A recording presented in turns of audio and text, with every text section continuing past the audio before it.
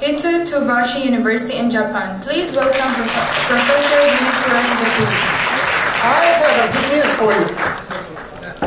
You know, Japan is trouble. Seriously trouble. But how come? How come? Because of the past success. So I'd like to start today from our success.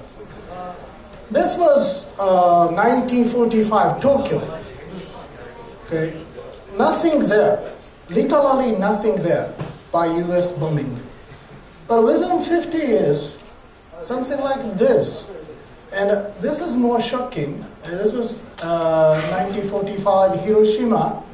As you can see the right side photograph. As I said before, literally nothing there. Okay? No trees, no grasses. But within 40 years, it will be like this. This was the same picture, same angle, right? And do you know the car Mazda? Those cars are manufactured here in Hiroshima. So it was quite amazing development. Now when we look at in 1950, our GDP per capita was all half of Chile or Argentina, same as maybe I say Filipino, Philippines, and half of Italy. But from this that we recovered, it was quite success story, I can say. And how come?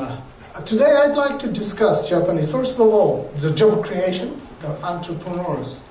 And also, second point, I'd like to stress upon today, not technological innovation, but organizational innovation. And also I'd like to stress upon where we should go in the future, together with your country and Japan. Do you know this company? Yes. Do you play? Sony PlayStation? PSP? No? No, you shouldn't. But anyway, this company was built for young people. They're only 20s, just over 30s. In 1946, this ruined Tokyo, they started. Okay, by 4 people. And do you know this car? Honda. You like it? Yeah, so far? Okay. But Mr. Honda started the company in 1947, again in Green Tokyo. This was his first product after war. And he put motor into bicycle. And at that time, the Honda, he didn't have any oil tank. So instead of oil tank, he used yutampo. I don't know how to translate it, but the warm-up bottle. When in Japan it was very cold, at that time we didn't have good air conditioning yet. So the people put hot water into the tin, actually bottle. And then when they get sleep, they put into the bed. So he used that one for gasoline container. Who could have imagined this tiny company become like this? And those 4 young people can make Sony. After war, the vigorous entrepreneurship there. Okay. Otherwise, they try to create job by themselves and for themselves because there was nothing. But unfortunately, after this, Japan became rich and less hungry. And so the young people there becoming, not job creator, but job seekers. it was quite unfortunate for the country.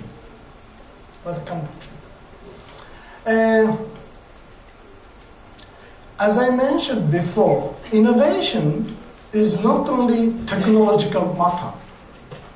Probably many of you know. The good example is here.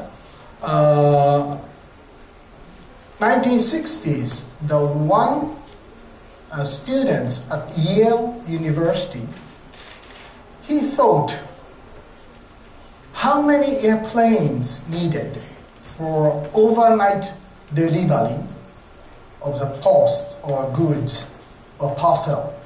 Okay. Any cities in the United States, 150 cities, can receive the parcel or post within 24 hours, means next morning. Okay. How many airplanes do we need? One good math student, 150 multiple 149, could be 23,000 airplanes needed. But this student, his name is Frederick Smith, and he thought, no, 149 is enough. 149 is enough. How come? Okay, easy. Okay, each city, you got to pick up the parcels and then fly to Memphis by the midnight. Okay, and then in Memphis, exchange the parcels, and by morning, 6 o'clock, just return. You don't be impressed. Too bad. Okay, I'll tell you again. By midnight, fly to Memphis, okay, and exchange parcels and back to each city by 6 o'clock in the morning. Slow. Isn't it a great idea? Yeah, is it? Yes. But Yale professor, he gave Frederick C. No feasibility. And Mr. Smith was so mad. Okay, I will start the business. The business is called Federal Express. It was when age 27. Okay. He actually changed the whole logistics of the world. But I would ask you, is this technological innovation? No, there is no new technology, but still innovation, right? Innovation. Schumpeter, he is Austrian, and he wrote a book almost 100 years ago, Theory of the Economic Development, and he used innovation in his book first time. And he pointed out at that time already, the innovation is not only technology. He said new products, but same as new process, and also find new market, and plus use new materials. And the last point, new organization is also innovation. So he stressed upon innovation is not only technology, but a combination of new process, new product, new market, new materials, and new organization.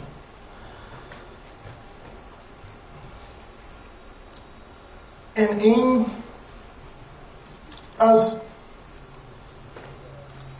His Excellency mentioned, Japan has been good at making smaller, cheaper, easier to to use and with high quality. And there were not so many original technology in Japan. Because gaming, yes, some are very original. But our production system is so unique, I say. For example, the Japanese companies invented the Keiretsu production. Keiretsu, I'll tell you, explain later. But in 1990, Toyota and GM, only passenger car, excluding trucks. GM produced 5 million cars. And Toyota produced 4 million cars. Okay? And GM employed at that time 770,000. Oh yeah. Well, how many do you think Toyota employed at that time? 2 million? What? What? 100,000? Over million? Billion? Come on. Come on. You. Oh, anyway, okay. But seriously, how many do you think? 200,000? 78,000. Okay. How come? How come? How come? Toyota is more 10 times efficient. Productivity is higher 10 times. It's quality, not quantity. Quality and not quantity. That's good. But it's not the matter of number, but this is matter of organization. Toyota produced only 30% of their components. Okay, but GM produced 70% of their components in-house. Means GM is fully integrated. We call vertical integrated company. But instead of this, Toyota produced only 30% of their components, and others, their group companies, they produced. So this means we call Keiretsu production system. So group manufacturing and versus vertical integration, right? And imagine one thing, you are one of 770,000 employees. How do you feel? Small and very hard to communicate with others. So smaller is better, right? And also less flexible. Very large corporations. But furthermore, what was important was this kind of system, the kind of cooperation and competition coexisted.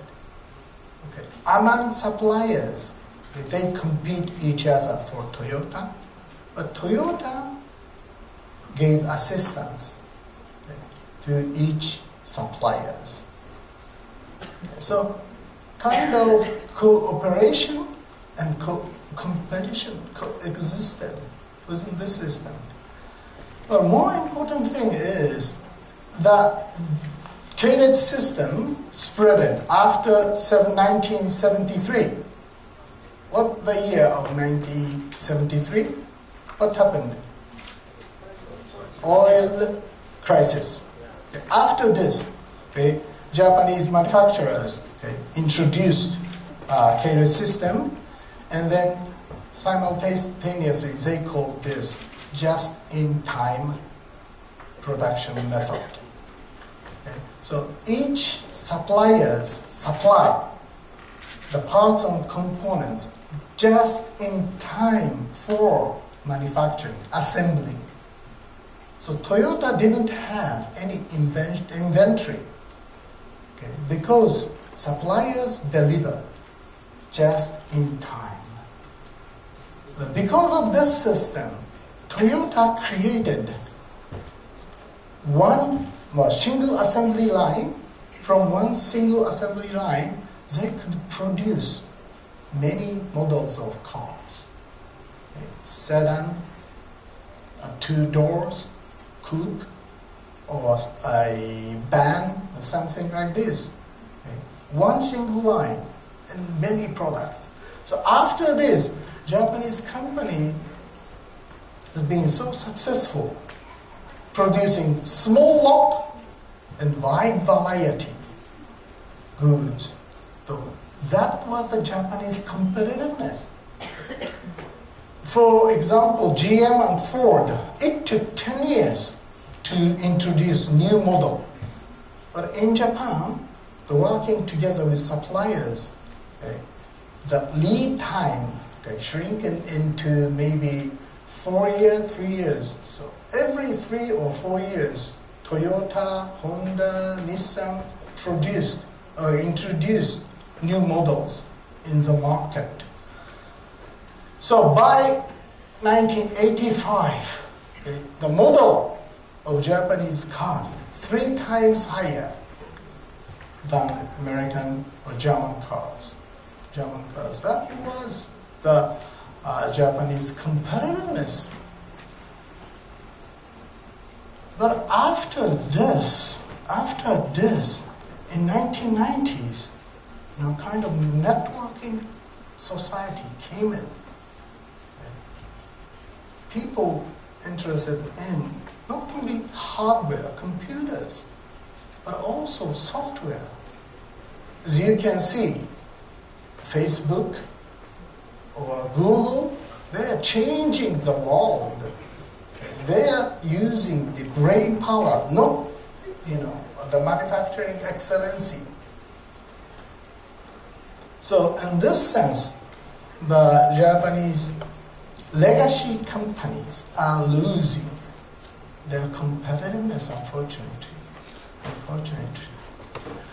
But where we should go after this, okay, I can tell you 3 fields, promising 3 fields. One is Greater Asia, and second is environmental technology, and third is aging society.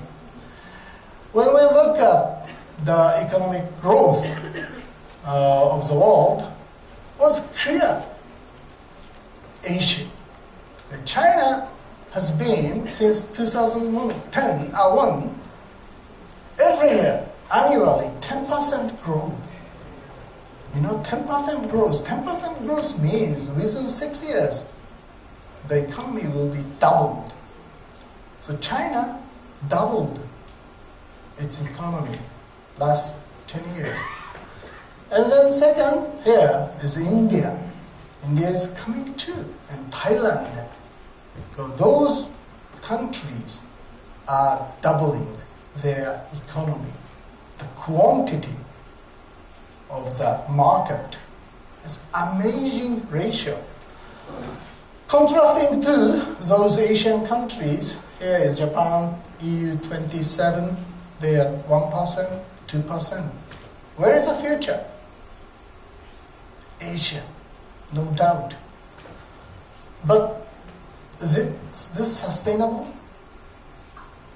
Okay, they are drinking your oil, spreading your oil. Impossible to continue this game. So we have to solve new technology, and also we have to save him. Okay, polar bear. We have to. And hybrid electricity is not enough, right? So this is still consuming energy. But we have to transport, not only that country, but this region too, a new transportation system. Okay, system solution will be the key. In this field, the Japan is so ahead. Transportation system. In the United States, have you ever tried Amtrak? Yeah? How is it? Ambassador, sorry about this. Without the trap. Yeah, it was so lucky for us when we use Amtrak. Within now 1 hour delay, we said, lucky. Easily cancelled. And when I took the train from New York to Boston, and within 20 minutes, that train stopped suddenly. And then conductor came, sorry, engine dead. Something like this. And in this sense, so maybe European TGV, and Chinese are there coming. We have to be very careful. So transportation system. And also we have very good, but small, but important innovation. This is the Toto's Aqua Auto Eco. This is sensor tap. But the water is generating the energy for next person's sensor. Do you understand? The water is coming out, is generating the electricity for next users. So at the beginning, when we put battery, and if each day 47 people use, it will be perpetual motion. Isn't it great? Okay. By 2025, India and China will be suffering water shortage. Okay. This is no doubt. Water will be the key for the sustainable world. But rural town, a primary school or station, this is far better. Sensor tap rather than ordinary tap. People sometimes forget to shut. This has never happened. But they don't have energy. Any electricity for this. But this kind of innovation can help perpetual motion. And simultaneously, Google, do you know, at Harvard, there is a Whitener library, a huge library. 99% Google has digitalized already.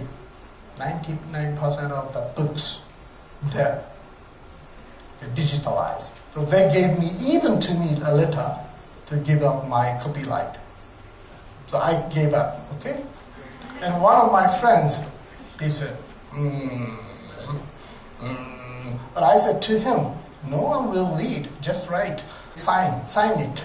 And the scholars actually giving up the narrow-minded copyrights. So in future, your school or developing countries' school, they don't need library. If they have internet, right? Solar school is very promising. In Japan, we have 10,000 junior high school. If we have solar generated electricity, energy generated schools, will be great. So I hope the Japanese government invest those things, okay? Not kakute kyufukin, please. Sorry about this. But anyway, this kind of investment is very important. I went to Masdal city, and impressed what they are going to do. But still on the way. Not clear target yet. And also few visibility of Japanese companies as well as Japanese people. So younger people have to go there to study or to share their knowledge. And also in the good last 50 years in Japan, even the other advanced countries, the electric companies have been trying to scale up last 50 years to increase capacity, right, for electricity. Because every year our consumption increased. But no one thought about control the peak time. Okay, peak time. But now we can control peak time. So when electricity is going up to peak, TV, one looks down, air conditioning 1 degree up or something. If you agree on this kind of contract, the electric company can give you 10% discount for electric bill. Are you going to sign? Okay, just 1% of the energy. Yes. And whole town come, okay, engaged in this kind of program. We can control the peak time. So we can save a huge amount of energy. Right? I dare to say only Japanese companies, okay, which can manufacture electric power station, from electric power station to air conditioning or TV or refrigerator. I can say Hitachi, Mitsubishi, Toshiba, and GE. Yes, but they are all sold out their appliances. And Philips also, they sold appliance divisions. So this kind of smart city, smart house, smart grid, Japanese companies are ahead. I think the ecology and energy saving, we have common interest. Okay, your country and Japan. Okay, we have to be very collaborative for this. And also, I'd like to say robotics. This robot suits invented by Dr. Sankai is a professor of Tsukuba University. Someone who are interested in robotics, okay, go there. Tsukuba University, so wonderful, so advanced. In future, okay, your country is okay, very young, but our country is aging. It's really aging. 30% of our population will be over 65. So how we can care elderly? So maybe older people must take care of older people. But they have back pain. I have too, to play golf too much. And so, but this robot is amazing. Amazing power. And also in future, probably nuclear family progressed. This country too. In Japan, already nuclear family spread it all over.